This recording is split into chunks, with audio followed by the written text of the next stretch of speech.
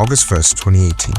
What seemed like an ordinary night in the small town of Griffin, Georgia, would forever mark the life of Stephen Freeman. At 23 years old, he had grown up in the area, came from a humble family, and was known by his friends as a cheerful and hardworking young man. The central figure of that day was his longtime girlfriend, Mary Katherine Higdon, with whom he had been in a relationship since their teenage years. The night appeared to be calm until a shocking event unfolded. Stephen was found with a chest wound. Mary Katherine, visibly shaken, told the police that the incident was not intentional. According to her, the object had gone off while being handed to Stephen. In her initial statements, she insisted it was an accident, and from that point, her story was filled with doubts and contradictions about the scene. But the first reports raised suspicions.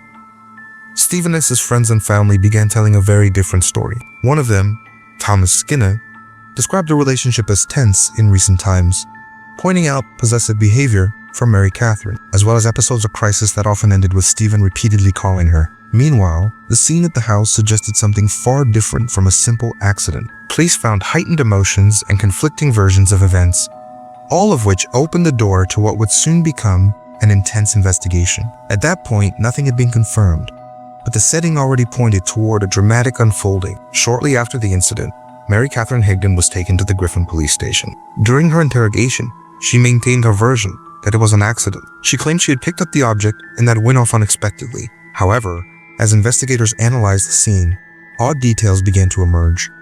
The position of the wound, the arrangement of the objects, and the lack of evidence supporting her accident story. Over the following days, Mary's testimony began to show inconsistencies. At first, she said the item had been on top of the fridge. Later, she changed her version, saying she handed it to Stephen with the end pointed toward him. Police also noted that she was familiar with handling such objects. She was a school safety instructor and had taken several self-defense courses. This further weakened the accident theory.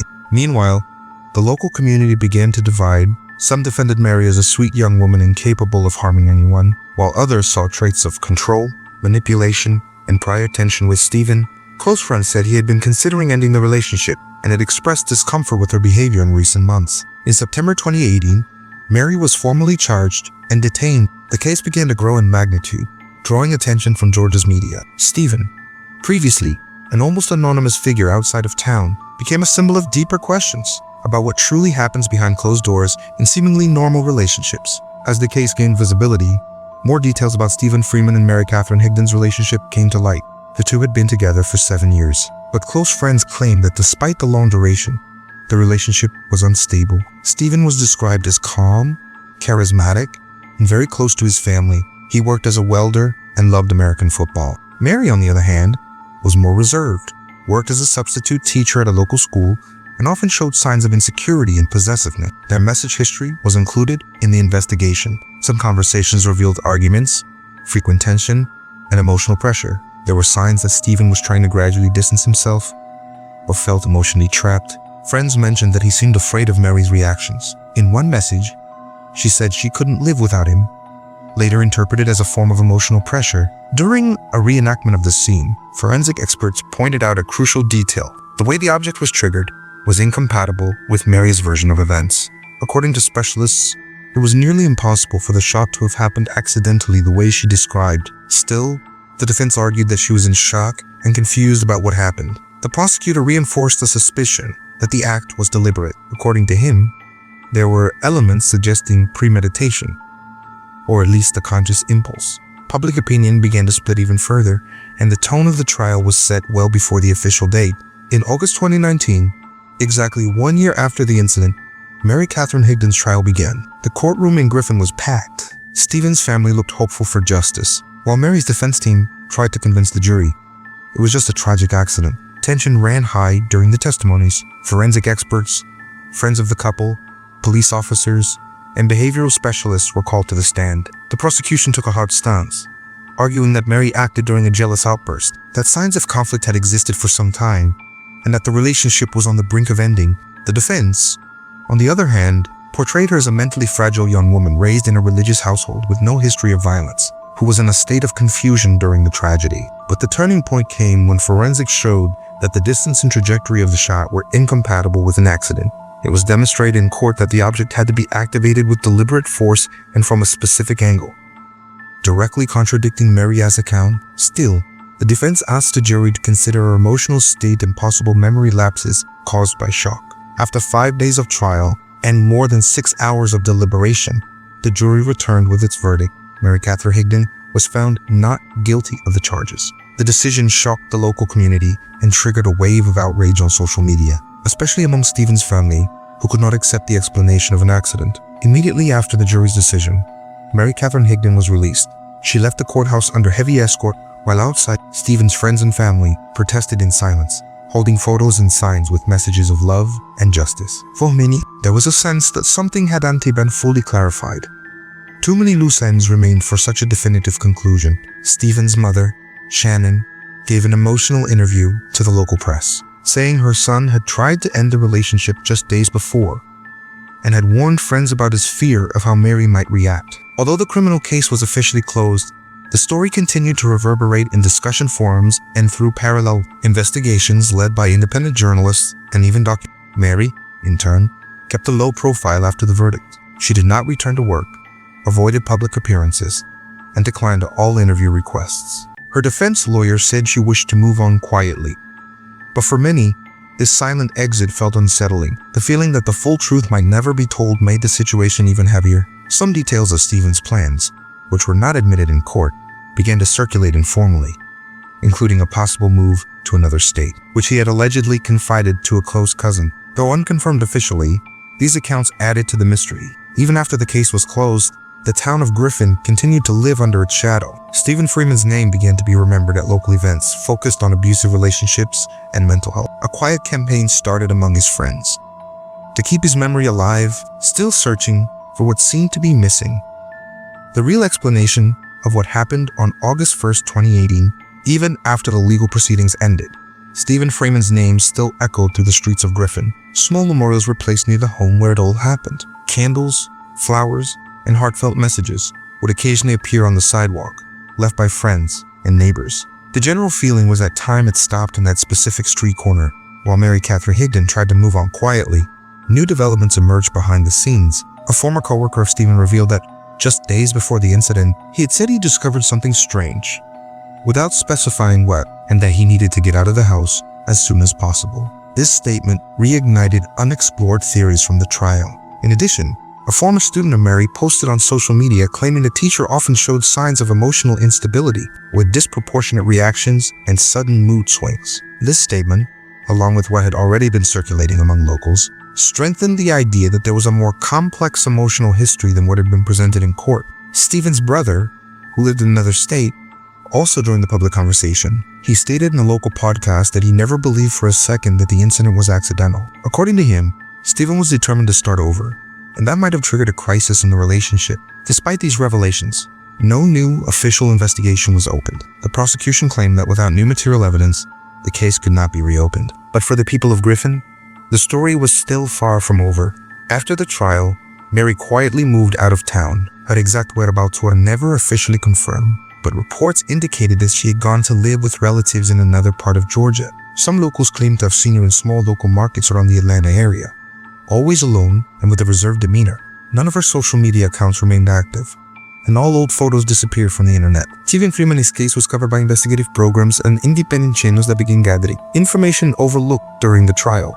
One such a documentary revealed that on the night before the incident, neighbors had heard a prolonged argument coming from a couple's home, something that had not been emphasized in the official records. This information reignited a theory that gained traction, that something greater had occurred in that household. Before the critical moment, some experts suggested that the line between emotional conflict and impulsive action can be thin, and that Mary may have been in an altered psychological state. However, that argument didn't explain all the forensic elements, such as the position and distance of the shot. The prosecutor in the case, years later, gave a discreet interview stating that if the outcome depended solely on forensic analysis, the result would have been different. He added, "Justice doesn't always find a place within the legal process," a phrase that caused a strong reaction among Stephen's relatives. Thus, the story lives on. Even 6 years after the incident, the case of Stephen Freeman continues to divide public opinion. In 2024, a group of criminology students from the University of Georgia launched a case study on the trial that acquitted Mary Katherine Higdon. The research examined communication breakdowns between forensic experts and the prosecution, jury decisions, and the limits of the law in emotionally charged situations. The study was published in academic journals and reignited the debate over the balance between technical facts and emotional perceptions in courtrooms. The study also brought to light a little explored detail: the history of police calls made from Stephen and Mary's home. Although none of the calls resulted in formal incident reports, the records pointed to frequent arguments, especially in the last 2 months. This raised an important question: why weren't these details presented in court? In more recent interviews, childhood friends of Stephen described him as a peaceful, dedicated person who had plans to travel out of state. One friend shared that just days before the incident, Stephen seemed relieved after making an important decision about the relationship, but that fresh start never came. Mary has stayed out of the spotlight. Her name rarely appears in public records, and all attempts by journalists to contact her have gone unanswered. A 2025 news report tried to locate her, but without success. What is known is that she never returned to teaching and has not spoken publicly about the case again. Meanwhile, the Freeman family continues to organize events in Stephen's memory. They say they are not seeking revenge, only the truth, even if that truth never fully comes to light. Today, Stephen Freeman is remembered for more than just the final moments of his life. His friends established a foundation in his name focused on the emotional health of young adults, offering support to people in unstable relationships. The initiative gained regional attention, with support from psychologists, educators, and even anonymous donors who learned about the story through the news. Letters written by Stephen, found months after the case in an old memory box stored at his parents' house, revealed reflections about his feelings, his vision for the future, and even the emotional exhaustion he had been experiencing. He wrote with deep sensitivity, once stating that sometimes the greatest courage is walking away from where peace no longer exists. These writings were published with his family's permission in a small book, now used in social outreach programs. Despite the public outcry and widespread attention, the case was never officially reopened. No new witnesses, no additional evidence. The legal system considered it closed, a conclusion that, for many, still feels unresolved. But this absence of final answers became part of Stephen's legacy. A reminder that not everything can be explained by logic, and that legal justice doesn't always match the sense of personal justice. Mary's disappearance from the public eye, the change in tone among members of the prosecution, and the case's recurring presence in podcasts and documentaries keep public interest alive. For some, Mary is a victim of circumstance. For others, someone who skillfully manipulated the narrative. And amid all of this, one question remains: what really happened on that summer night in Griffin? Since August 1st, 2018, the day Stephen Freeman's life changed forever, the case has continued to defy simple answers. The acquittal of Mary Katherine Higdon, the absence of new evidence, the conflicting accounts, and the intense emotions involved have left behind a story marked by doubt and unease. Although the legal proceedings have come to an end, for many, true resolution never arrived. Today, the town of Griffin carries Stephen's name in its memory, along with a silent warning about the challenges that can exist behind seemingly ordinary relationships. The full truth of what happened that night may never be known, and that keeps the mystery of this case alive. You've followed all the details, the testimonies, the twists, and the different versions. Now we want to hear from you. What do you think really happened? What's your theory about Stephen Freeman's fate? Leave your comment below, share this story with your friends, and don't forget to hit the like button. Subscribe to the channel for more gripping cases like this one, and help keep the search for answers alive.